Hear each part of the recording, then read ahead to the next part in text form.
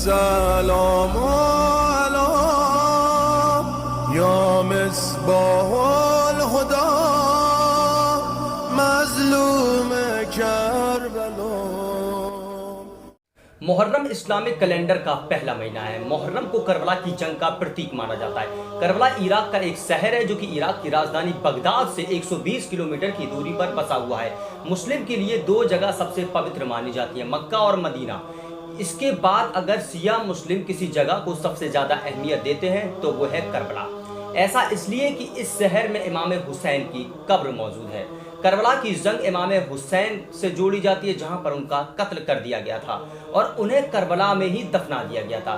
ये कत्ल मुहर्रम की 10 तारीख को हुआ था। इस दिन को ही आशूरा कहा जाता है।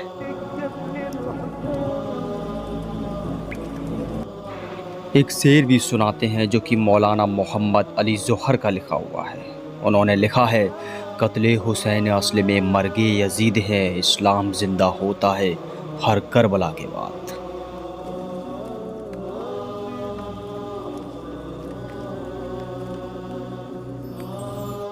करबला की जंग हुसैन और उस वक्त के सुल्तान और ख़ुद को खलीफा घोषित कर चुके यजीद के बीच हुई थी।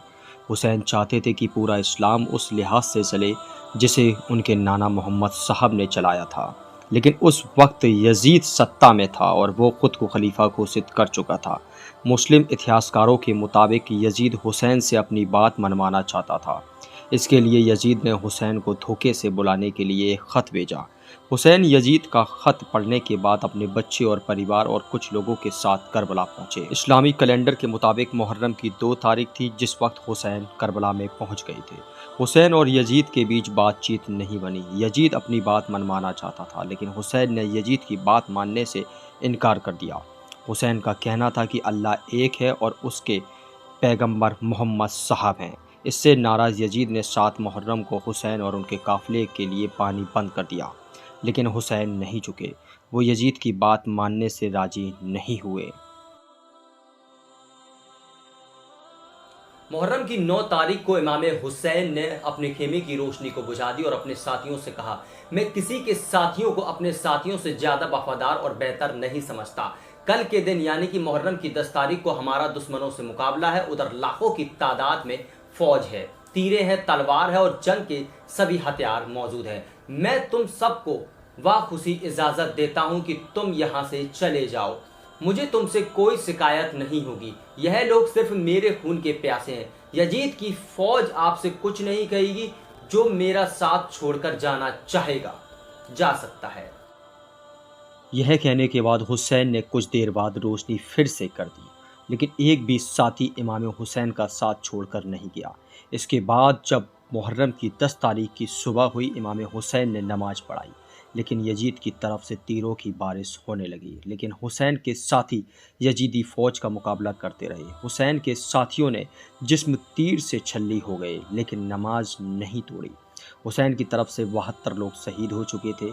इनमें हुसैन के साथ उनके 6 माह के बेटे अली असगर, 18 साल के अली अकबर और भतीजे कासिम भी शामिल थे। इसके अलावा भी हुसैन के कई साथी और कई रिश्तेदार जंग में शहीद हो चुके थे।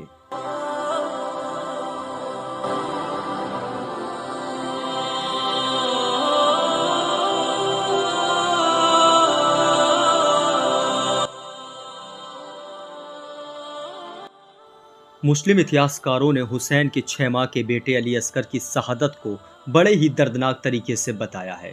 कहा जाता है जब हुसैन ने यजीद की बात नहीं मानी तो यजीद ने हुसैन के परिवार का खाना बंद कर दिया, पानी भी बंद कर दिया। पानी के जो सोते थे वहां पर सिपाही लगा दिए, यानी कि जो एक युद्ध के ह्यूमन्स राइट होते हैं उसका भी यजीद के द्वारा उल्लंघन किया गया।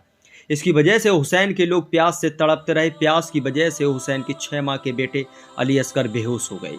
हुसैन अली असगर को गोद में लेकर पानी के पास पहुंचे, लेकिन यजीदी फौज के हुरमला सिपाही ने तीर से वार किया, जिससे अली असगर की गर्दन कट गई और उनकी दर्दनाक मौत हो गई।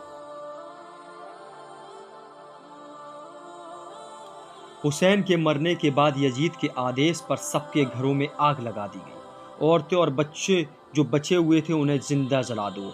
हुसैन के परिवार और उनके रिश्तेदारों पर हुए जुल्म को याद करने के लिए शिया मुस्लिम हर साल मातम करते हैं, मातमी जुलूस निकालते हैं, खुद को तीर, चाकू से घायल करते हैं और अंगारों पर चलते हैं। यजीद ने जो जुल्म हुसैन पर ढाया उसके आगे उनका जुल्म कुछ भी नहीं है।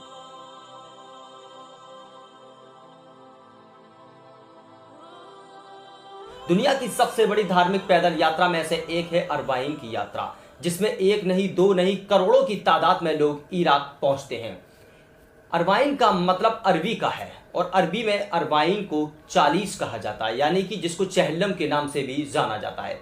इस्लाम के इतिहास में सबसे बड़ी जंग और खूनी जंग जंग करबला को माना जाता है। इमाम हुसैन को इस जंग में कत्ल कर दिया गया था, यानी मोहम्मद सल्लल्लाहु अलैहि वसल्लम के नवासे इमाम हुसैन का इस दौरान और करबला की ज़मीन पर कत्ल किया गया था। शहीद हुए इमाम हुसैन के सबको भी वहां पर करबला में दफना दिया गया था।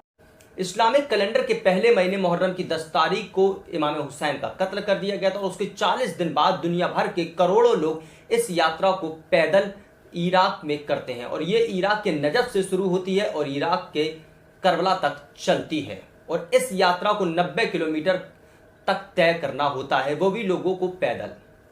एक अनुमान के मुताबिक इस यात्रा से गुजरते हुए वर्ष चले जा रहे हैं, लेकिन इस यात्रा में करोड़ों की संख्या में लोग आज भी शामिल हो रहे हैं। इस बार की अरबाइन यात्रा में लगभग 3 करोड़ से ज्यादा लोग इराक पहुंच चुके हैं, जिसके इंतजाम इराक की सरकार के द्वारा किए जा चुके हैं, जिसमें सबसे बड़ी जो संख्या देखी जाए वो हिंदुस्तान की देखी जाती है। जो इमाम हुसैन अलैहिस्सलाम फरमाते, अगर तुम तर्के दुनिया कर सकते हो, दुनिया को छोड़ सकते हो, तो फिर चलो करबला। क्या हमारे अंदर ताकत है आज हम अपनी कोई चीज जिसे हम पसंद करते हैं उसको छोड़ सकते हैं? हमारे दिल तो इतने नाजुक है कि मोबाइल की स्क्रीन टूट जाए तो हमारा दिल टूट जाता है।